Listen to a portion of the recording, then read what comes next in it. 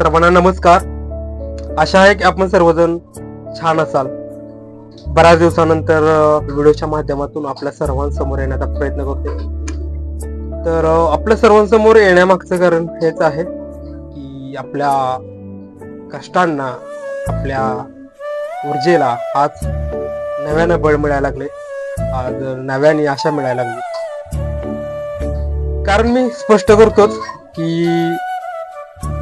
वयाच्या 23 ते 24 वर्षाची एक माया सोनवणे नावाची महिला मुलगी साधारण 2 वर्ष अकलूज सोलापूर जिल्हा या शहरामध्ये फिरत होती आणि भटकंतीमध्ये बराच तिला त्रास करावा लागलेला आहे। ही महिला ऍक्च्युली भटकंती या कारणाने करत होती की ती मनोरुग्ण म्हणजे आपण ज्यांना मनोयात्री म्हणतो अशा अवस्थेमध्ये होती आणि कुठेही राहायची, उघड्यावरती कुठेही झोपायची।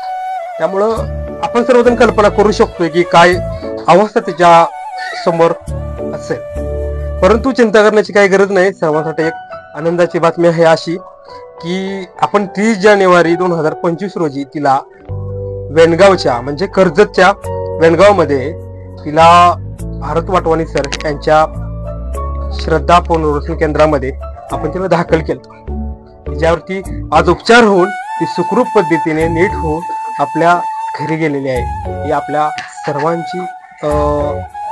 सर्वांच्या कष्टाला एक फळ मिळालेलं आहे आणि इतकं सुंदर फळ की तिचं आयुष्य पुन्हा एकदा नव्याने ती जगू शकणार आहे।